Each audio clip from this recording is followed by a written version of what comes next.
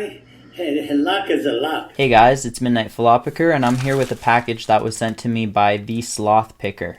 He's a good friend of mine, and we like to talk every once in a while about locks and techniques, and he decided to send me this package with an American 1100 inside. He asked me if I can try to pick it right out of the package, and so I'm going to give that a shot. And also, he has asked me questions in the past regarding how to feel pins and figure out where you are in a lock. So I figured I would take this as an opportunity to try to show a couple techniques that I've used as I have progressed in my lock picking journey that has helped me to do exactly that. So let's give this a shot here. First we got to get this package open. These little scissors will do the trick. And some candies. I'll have to save those for later. And here is the American 1100 with some cool Sloth Picker stickers. Awesome. Oh, nice. A big one. And there we go. Well, I'll keep these up here for now. Get this out of the box. Oh, and the key is all taped up, and I was thinking he might do that, so I gotta get myself another key here. I have one right over here. And the reason why I'm grabbing another key is to use as a guide to try to mark the pins. So I'm going to first put the key in the lock, use some kind of fine tip marker, and mark the point right where the key hits the face of the lock. Now that I've done that, that mark isn't gonna last very long, but I don't need it to.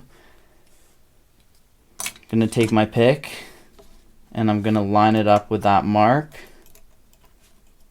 where the pins are.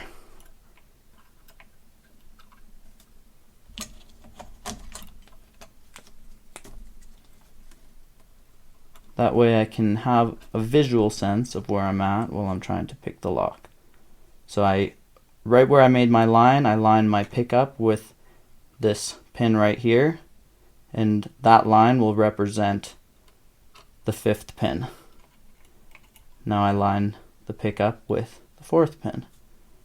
Mark it where that line is. Same thing with the 3rd pin. Slightly an awkward spot, but make do. Just double check that it's good. Yeah. 2nd pin and 1st pin. Alright, we can get rid of this key for now and the Sharpie. Blow on the ink so it's a little bit drier. And now the other thing I'm going to do is first get my tension in here. When I'm going through the pins, I like to feel each pin by feeling behind the pin and then pulling back, and as I feel a bump, then I'll know that that's where the pin is located. So I'm going to use these lines as a guide. I'm going to start all the way in the very back, and there I feel pin number 5. So I'm just going to apply light pressure with my pick and also with the tensioner, and I already fell into a false set, it feels like. So I'm going to check on 4, got a little click, and if you've seen my guide on 1100s, then you'll know I like to just tickle the pins. So just go through them one by one. I got a little click from 2, and number 1 I feel is binding. Oh, and my tensioner fell out, but I don't think I lost the false set there. see if I can feel that front pin. Check from the back again. 4, 3, 2.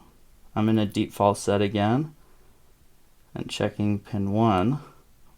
Trying to avoid picking my tensioner out of the lock this time. Like I just did. So I just have to be careful with that front pin right there, but pin 5 again gave me a little click. Pin 4 feels okay. Pin 3 feels okay, and I think I fell back into that deeper false set. And I feel pin 1. I keep knocking that pin out, or that tensioner out. So maybe what I'll do is grab a bottom of the keyway tensioner here in a moment. Just give it another go here. I feel it. It's definitely the front pin there. That's a spool that's hanging me up.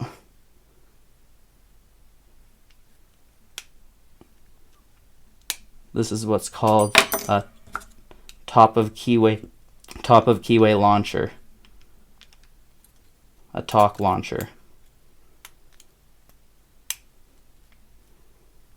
I'll give this a couple more goes before I use the bottom of the keyway tensioner.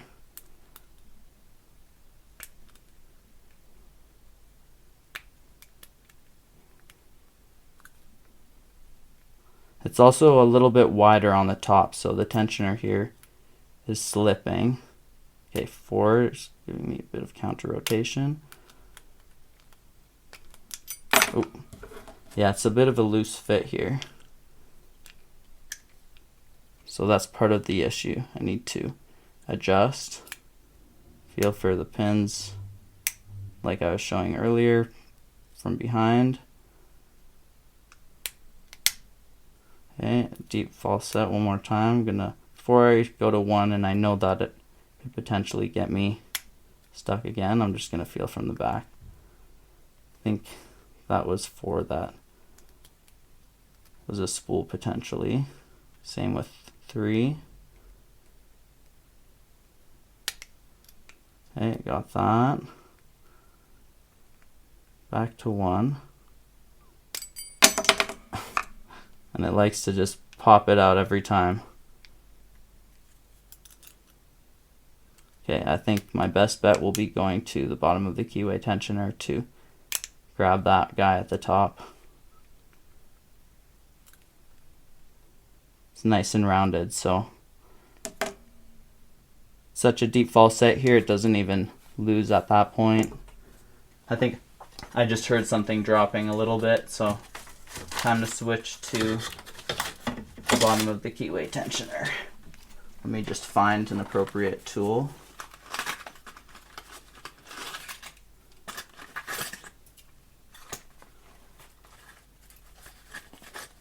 I have a couple here. And this is also part of the process, is figuring out the right tool. And tensioner is just as important, if not even more important, than your pick. So let's see which ones will give me a good fit, but also let me reach the pins well. Let's see here. I only really need it for that first pin there. That's too small. Let me see this one. Okay, that's good. I like that. It's a good feeling. Let's see if I can. I'll save it for the front pin. So first I'll go back to this top of keyway tensioner and go for the back pins.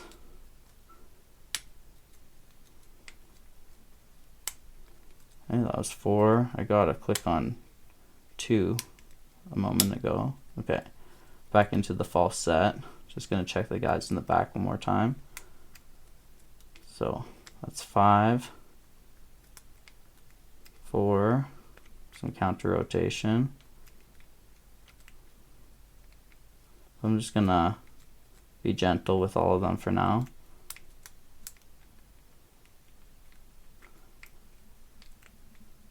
But it definitely feels like there's counter rotation on 5 also. Okay. There, 5 feels set now. 4.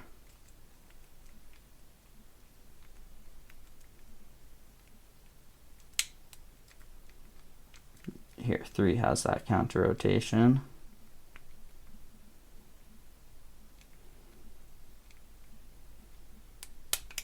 Oh, and it's open. I think I just dropped the tensioner. There we go. I didn't even need that bottom of the keyway tensioner after all. Just had to go at it a couple more times. But those spools were very tricky. Definitely not as easy as a standard American 1100, but just going through it one by one did the trick. Let me rotate this back locked and check out this key. And get all of these tensioners out of here. But as you see, marking the pick really helped a lot, and feeling each pin one by just going behind the pin, that is one of the first things that really helped me to identify where pins are. Then the next trick is to deal with spools and tricky warding that will make it hard to tension the lock. There we go. That is tricky bitting, not gonna lie.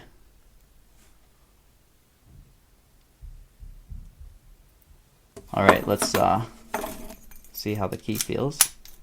Nice and smooth. Pop it open.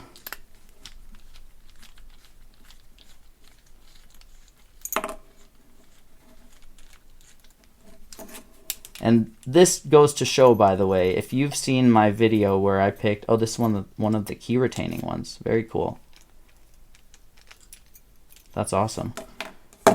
All right, so if you've seen, what I was going to say is if you've seen my other American 1100 video that I posted recently in relation to the competition that there was about lock sport speed picking, then you'll know that it took me a very short amount of time to pick that lock. So every lock is different, and that's just how it goes. Okay, let's see if I can get this out of here. This plate. There we go. I'll get that out of there. Put this off to the side. Grab this. I'm interested to see what we got in here.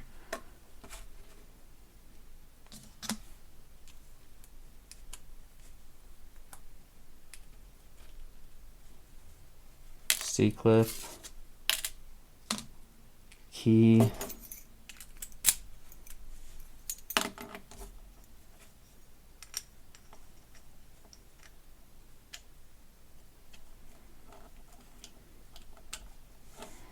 Put that here for now.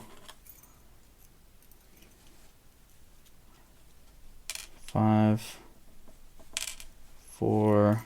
We'll do it this way. It's easier for me to see the pins fall out. 3. Oh, and 2 fell out there.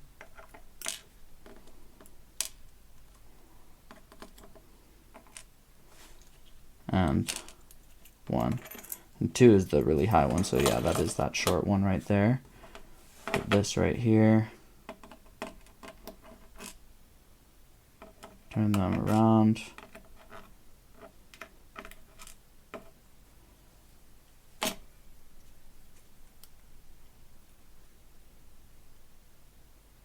All right.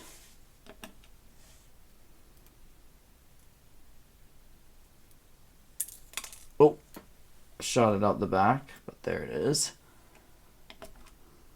And there's the spring. Dropped the spring out at the first one too. Oh, and that, well, it fell right into the perfect spot. Would you look at that? That's funny.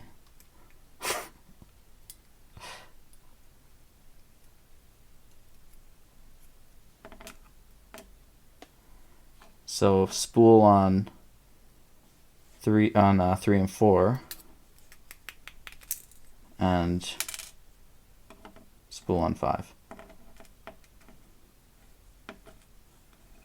Kind of flung out at the end there. Alright. Zoom in here to show you guys what they look like so you can see why I was struggling. That front pin in the end actually wasn't what was holding me up. There was some other spools and I was just not paying enough attention to the feedback until I actually went back over it again. So here are all of the pins. Anyways, thank you guys for watching. Thank you very much. Oh, the focus. Thank you very much to Sloth Picker for sending me this lock and all of the stickers and the candy. And hope you guys are having a nice day. Take care.